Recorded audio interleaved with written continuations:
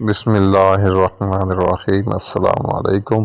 کہا جاتا ہے کہ کسی علاقے میں قحط سالی پیدا ہو گئی۔ اس قحط سالی کی لپیٹ میں نہ صرف انسان بلکہ چرند پرند سب اس کا شکار ہو گئے۔ مویشی مالکان بے حد پریشان تھے۔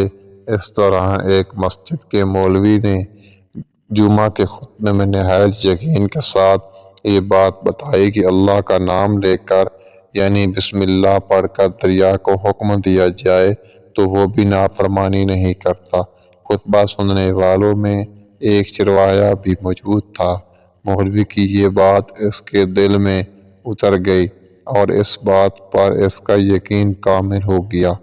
اس نے واپس آ کر اپنی بکریاں کھولیں اور سیدھا دریا پر چلا گیا۔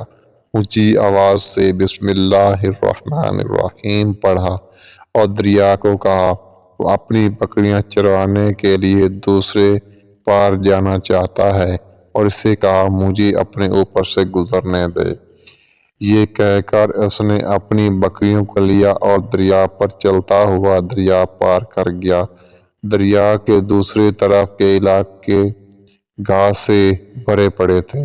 درختوں کے پتے بھی سلامت تھے کیونکہ کسی کو یہاں تک آنے کی رسائی نہیں تھی۔ اس نے خوب اچھی طرح اپنی بکریوں کو سیر کروایا اور واپس لوٹ آیا۔ پھر یہ اس کا معمول بن گیا کہ وہ بکریاں پار چھوڑ کر واپس آ جاتا اور شام کو جا کر بکریاں واپس لے آتا۔ اس کی بکریوں کا وزن دن دگنا رات چگنا بڑھتا گیا۔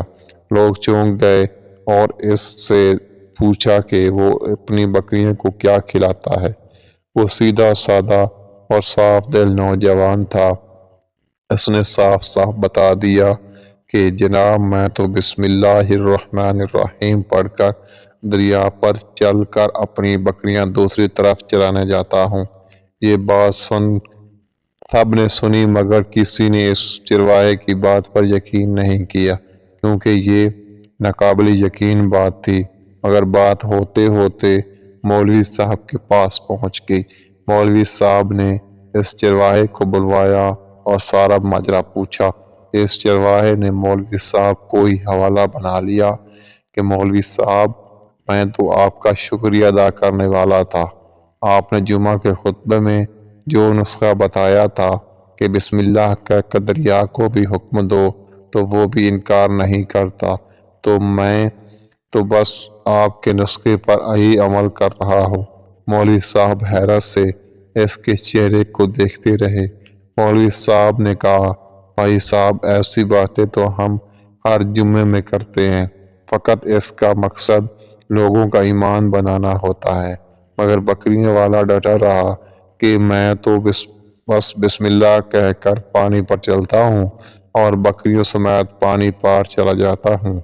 آخرکار مولوی صاحب نے خود صبح کو تجربہ کرنے کی ٹھانی جسے دیکھنے چرواہے سمیت پورا علاقہ بھی آ گیا۔ مجمع زیادہ تھا۔ مولوی صاحب نے ایک دو بار سوچا کہ انکار کر دوں کہ کہیں ڈوب نہ جاؤں مگر وہ جو مولوی صاحب کو کندھے پر اٹھا کر لائے تھے اب بھی جوش و خروش سے اللہ اکبر کے نعرے لگا رہے تھے اور مولوی صاحب کے حق میں تعریفیں کر رہے تھے۔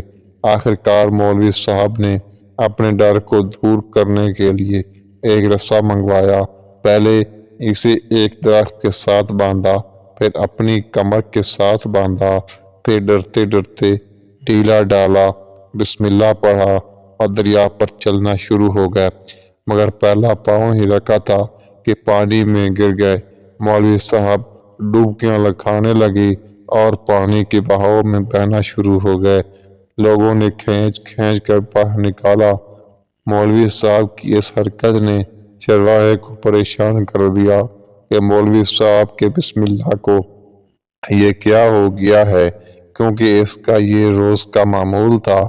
اس کے اپنے یقین میں کوئی فرق نہ آیا۔ اس نے بسم اللہ کہہ کر بکریوں کو پانی کی طرف اشارہ کیا اور خود اس کے پیچھے چلتا ہوا پار چھوڑ کر واپس بھی آ گیا۔ لوگ اسے ولی اللہ سمجھ رہے تھے اور اس کے حق میں نعرے لگا رہے تھے مگر وہ سب سے بے نیاز سیدھا سادہ انسان تھا۔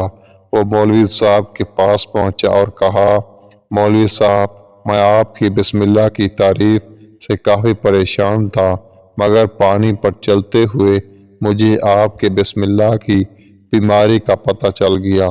اس چرواہے نے درخت سے بندھی رسی کے طرف اشارہ کیا اور کہا، مولوی صاحب، یہ ہے آپ کے بسم اللہ کی بیماری، آپ کی بسم اللہ کی برکت کو یہ رسہ کھا گیا۔ آپ کو اللہ اور بسم اللہ سے زیادہ اس رسے پر بھروسہ تھا، لہٰذا اللہ نے بھی آپ کو رسی کے حوالے کر دیا۔